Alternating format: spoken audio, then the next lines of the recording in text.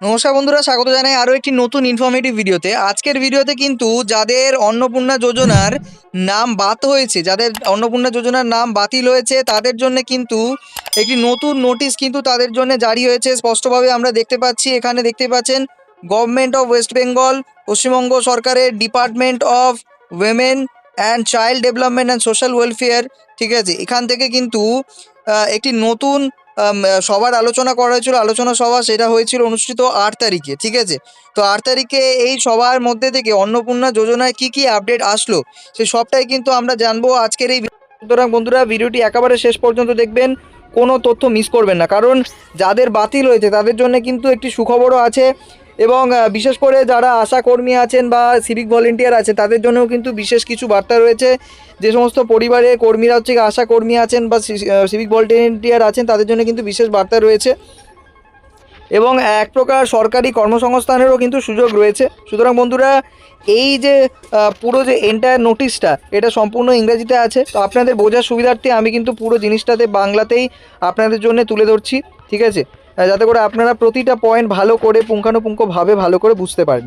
এখানে কিন্তু অন্নপূর্ণা যোজনার কিন্তু যে সুবিধা, সেই সুবিধার কিন্তু বন্টন পদ্ধতি পর্যালোচনা সবার হচ্ছে কি করা হয়েছিল একটি, সেটা হচ্ছে কি নারী কল্যাণ দপ্তর, ঠিক আছে, এবং সমাজ কল্যাণ দপ্তর, নারী ও শিশু বিকাশ এবং সমাজ কল্যাণ দপ্তর, যেটা হয়েছিল বিকাশ ভবনে এই মিটিংটা, ঠিক আছে। 8ই জুলাই কিন্তু এই মিটিংটা অনুষ্ঠিত হয়েছিল। ওকে, এবারে বিষয়টা হচ্ছে যে এই যে সভা, এই সবার প্রেক্ষাপটটা একটুখানি আপনাদেরকে জানিয়ে রাখি, ঠিক আছে।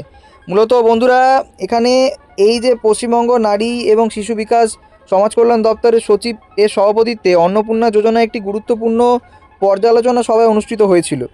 সেখানে এনআইসি টিম, ঠিক আছে, নোডাল ব্যাংক প্রতিনিধি এবং জেলা শাসক থেকে শুরু করে ব্লক উন্নয়ন এবং আধিকারিকরা ভার্চুয়াল মাধ্যমে উপস্থিত ছিলেন। অর্থাৎ এই মিটিংটা কিন্তু ভার্চুয়ালি হয়েছিল, ঠিক আছে।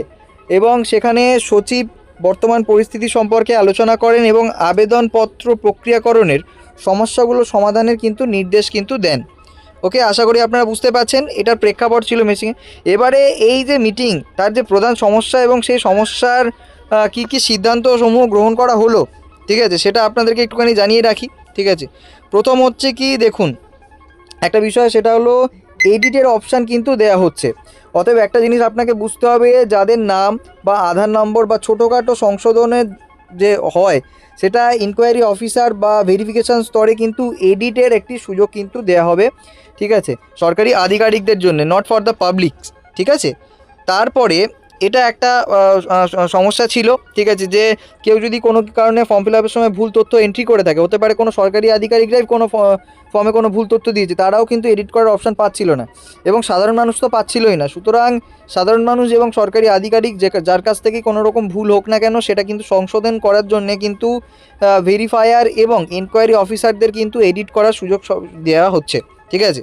এবারে একটা বিষয় বলি, যাদের এই মুহূর্তে দাঁড়িয়ে যাদের হচ্ছে কি আবেদনকে রিজেক্ট বা প্রত্যাখ্যান বা রিভার্ট করা হয়েছে, তাদের কি করা হবে। দেখুন, পরিষ্কারভাবে ফিল্ড ভেরিফিকেশান তদন্তের সময় অযোগ্য যদি প্রমাণিত হয়, তাহলে পোর্টালে বাতিল মানে যাদের বাতিল ব্যবস্থা করা হয়েছিল, ঠিক আছে, তাদের কিন্তু পুরোপুরি কিন্তু রিমুভ করা হবে পোর্টাল থেকে, ঠিক আছে। অতএব দেখুন, একটা পোর্টালে কিন্তু যে কোনো একটা লিমিট থাকে, যে এই লিমিট পর্যন্ত তারা ডেটা স্টোর করতে পারবে, তার বাইরে নয়। সুতরাং যাদের হচ্ছে কি ফিল্ড ভেরিফিকেশান হচ্ছে এবং ফিল্ড ভেরিফিকেশানে প্রমাণিত হচ্ছে যে তারা হচ্ছে কি এই প্রকল্পের জন্যে অযোগ্য এবং সকল ক্রাইটেরিয়াগুলো তারা ফুলফিল করতে পারছে না, তাদের কিন্তু সেই জায়গায় তাদের যে সেটা কিন্তু প্রত্যাখ্যান করা হবে, ঠিক আছে। ওকে, আশা করি আপনারা বুঝতে পেরেছেন, ঠিক আছে। এর পরবর্তীকালে, ঠিক আছে, দেখতে পাচ্ছেন যে আবেদন প্রক্রিয়া কিন্তু আরেকটু সহজীকরণ হবে। অতএব একটা জিনিস আপনাকে বুঝতে হবে যে পরিষ্কারভাবে, ঠিক আছে, সেটা হলো যে সুপারিশের পাতাটি বর্তমানে পোর্টালে আপলোড করার প্রয়োজন নেই, তবে সিল এবং স্বাক্ষর সহ হার্ড কপি অফিসে সংরক্ষণ করতে হবে। পরিষ্কারভাবে এটা হচ্ছে কি এই যে বাস্তবায়ন, এই যে অন্নপূর্ণা প্রকল্পের যে বাস্তবায়ন, তার যে ইন্টারনাল কমিটি বা তাদের যে ইন্টারনাল টিম, বা সরকারি আধিকারিক যারা হচ্ছে কি এই পুরো প্রকল্পের বাস্তবায়নের সঙ্গে যুক্ত, তাদের জন্য বিশেষ করে এই নোটিশটা দেওয়া হচ্ছে। এটা সাধারণ মানুষের কোনোভাবে সেরকম প্রয়োজনীয়তা নেই। এবারে হচ্ছে কি দেখুন, পরিষ্কারভাবে একটা জিনিস কিন্তু পরিষ্কারভাবে বোঝা যাচ্ছে যে কর্মীর অভাব কিন্তু চোখে পড়ছে, ঠিক আছে। অতএব সেই কারণেই কিন্তু বিভিন্ন ভেরিফিকেশান থেকে শুরু করে নানান রকম কাজ কিন্তু আটকে আছে, পেন্ডিং হয়ে আছে, অনেক সময় নিচ্ছে। সেই কারণে কিন্তু এখানে সিডিপিও, আশাকর্মী, আইসিডিএস কর্মী বা ইচ্ছুক বিএলওদের কিন্তু মাঠ পর্যায়ে অর্থাৎ ফিল্ড পর্যায়ে তদন্তের কাজের কিন্তু সুযোগ করে দেওয়া হবে। তার জন্যে কিন্তু উপযুক্ত পরিমাণ কিন্তু তাদেরকে স্যালারির ব্যবস্থাও করা হবে। অতএব একটা বিষয় যে যারা এক্সিস্টিং যারা সরকারি কর্মী রয়েছেন, আশাকর্মী থেকে শুরু করে যারা বিএলও রয়েছেন, তাদের কোনো এরকম না বাধ্যবাধকতা নেই, কিন্তু তারা যদি অতিরিক্ত ইনকাম করতে চান তাদের জন্য কিন্তু সুযোগ রয়েছে। এই প্রকল্পের ভিল ভেরিফিকেশানের জন্য কিন্তু আলাদা করে কিন্তু নতুন নিয়োগ হবে না। যারা এক্সিস্টিং যারা এমপ্লয়ি আছে তাদের উপরই ভরসা করা হচ্ছে এবং তাদের কাছ থেকে আশা করা হচ্ছে তারা এসে এই ফিল্ড ভেরিফিকেশানটাকে অ্যাজ সুন অ্যাজ পসিবল কিন্তু কমপ্লিট করে দিক। তার জন্যে তাদের কিন্তু উপযুক্ত পারিশ্রমিকও দেওয়া হবে। সেই পারিশ্রমিকের পরিমাণ কত সেই বিষয়ে কিন্তু পরবর্তীকালে নোটিশ জারি হবে, ঠিক আছে।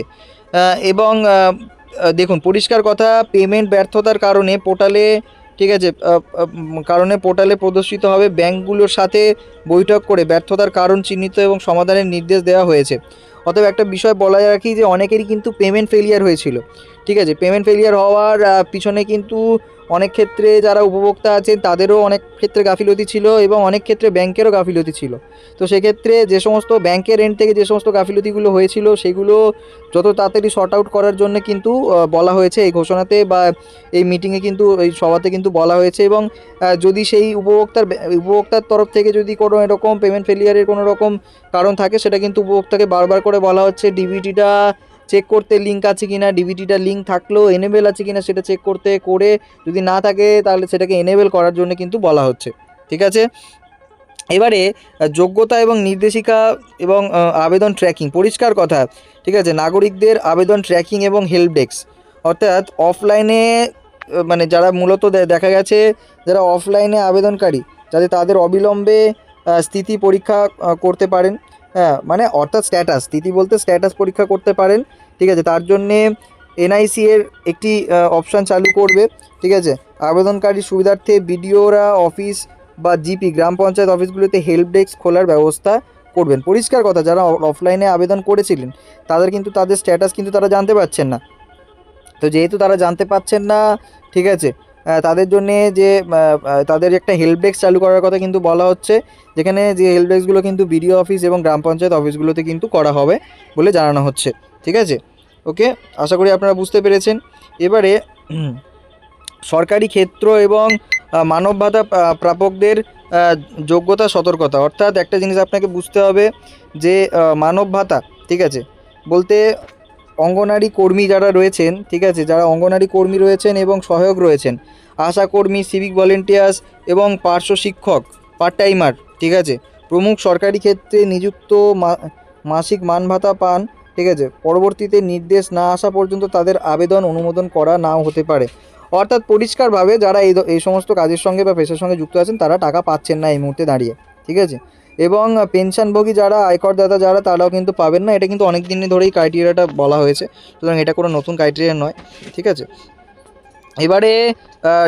এবারে কি কয়েকটা বিষয় আপনাদেরকে বলে রাখি, ঠিক আছে। যারা হচ্ছে কি নির্দিষ্ট জনমতি এবং সম্পত্তির সীমা থাকলে কিন্তু আপনারা পাবেন না টাকা। সেটা হলো সিংকোনা বাগানের শ্রমিক, জিএসটি প্রদানকারীর পরিবার, 3টে বা তার বেশি ঘর থাকা ব্যক্তি, অথবা 50 ডেসিমেলের বেশি জমি থাকলে যদি পরিবারের ক্ষেত্রে স্পষ্ট মানে করা হয়, সেক্ষেত্রে কিন্তু আপনাদের কিন্তু টাকা পাবেন না, ঠিক আছে। এই কয়েকটা বিষয় আপনাদেরকে বলে রাখি, সেক্ষেত্রে কিন্তু আপনারা টাকা পাবেন না, ঠিক আছে। এবারে কিছু বিষয় আপনাদেরকে বলে রাখি, দেখুন গুরুত্বপূর্ণ যে পরিচালনাগত যে সময়সীমা সেটা একটু আপনাদেরকে বলে রাখি। সেটা হলো দেখুন 9 জুলাই 2026 সিস্টেম আপডেট এবং ট্র্যাকিং, ঠিক আছে, করা হবে, ঠিক আছে। যেখানে এনআইসি এর দ্বারা, ঠিক আছে, এমআইএস প্রদান, অফলাইন কাগজপত্রের যে স্ট্যাটাস পরীক্ষা অপশান, মানে স্ট্যাটাস যে চেকের অপশান এবং রিভার্ট করার সুবিধা, ঠিক আছে, নিশ্চিত করা হবে। এবং 10ই জুলাই থেকে কিন্তু অনুমোদন প্রক্রিয়া সম্পন্নকরণ, অর্থাৎ 30 জুন পর্যন্ত প্রাপ্ত যোগ্য আবেদনগুলো 30 তারিখ পর্যন্ত যারা আবেদন করেছিলেন 30শে জুন পর্যন্ত তাদের আবেদনগুলো অনুমোদন প্রক্রিয়া সম্পন্ন করতে হবে, যাতে বকেয়া যে পেমেন্ট সেটা দ্রুত কিন্তু প্রসেস করা যায়। ঠিক আছে, এবং একইভাবে কিন্তু ডিজিটাইজেশনের মানে সম্পূর্ণকরণ কিন্তু হবে, অর্থাৎ 10ই জুলাই পর থেকে সমস্ত অফলাইন আবেদন যারা ডিজিটাইজ করতে হবে, যাদের সমস্ত যোগ্য আবেদনকারীদের জুলাই মাসের প্রাপ্য সুবিধা প্রদান করা যায় যত তাড়াতাড়ি সম্ভব। ঠিক আছে, তো এই হলো ব্যাপার। ঠিক আছে, তো আশা করি আপনারা বুঝতে পেরেছেন, কোনো রকম বুঝতে কোনো অসুবিধা হয়নি। ঠিক আছে, পুরো বিষয়টাকেই আমি সহজভাবে আপনাদের সামনে তুলে ধরলাম। ঠিক আছে, পরিষ্কারভাবে যেটা বলার, যেটা বোঝা যাচ্ছে, একটা এই অন্নপূর্ণা যোজনা নিয়ে একটি মিটিং আলোচনা হয়েছিল বা ভার্চুয়াল মিটিং। সেই মিটিং কারা করেছিলেন? যারা শিশু এবং নারী কল্যাণ দপ্তর, সমাজ কল্যাণ দপ্তর, তাদের বিভিন্ন সচিবরা মিলে করেছিলেন। সেখানে আলোচনায় কিন্তু নানাবিধি পয়েন্ট উঠে এসছে। প্রথম পয়েন্ট যেটা, যে প্রথমে যেটা বলা হয়েছে যে যাদের আবেদন রিজেক্টেড হয়েছে তাদেরকে তাহলে ভেরিফিকেশান হবে। ঠিক আছে, তো সেই ভেরিফিকেশানের জন্য স্টাফ লাগবে, স্টাফ শর্টেজ আছে, তার জন্য যারা অঙ্গনারী থেকে শুরু করে বিভিন্ন যে ইচ্ছুক বিএলও তাদেরকে কিন্তু আহ্বান জানানো হচ্ছে এই কাজটাকে সঙ্গে যুক্ত হয়ে তারা উপযুক্ত পারিশ্রমিক পাবেন, এবং একই সঙ্গে তাদের এই যে কাজটা সেটা কিন্তু তাড়াতাড়ি দ্রুত ভেরিফিকেশান সম্পন্ন হয়ে যাবে। ঠিক আছে, এবং যাদের আবেদন একেবারে বাতিল হয়ে যাচ্ছে তাদের পোর্টাল থেকে রিমুভ করা হবে। যারা অফলাইনে আবেদন করেছিলেন 30শে জুন পর্যন্ত যারা আবেদন করেছিলেন তাদের কিন্তু পোর্টালের মধ্যে আনা হবে, এবং নতুন করে এডিটের অপশান কিন্তু সরকারি আধিকারিকদের জন্য কিন্তু খোলা হচ্ছে।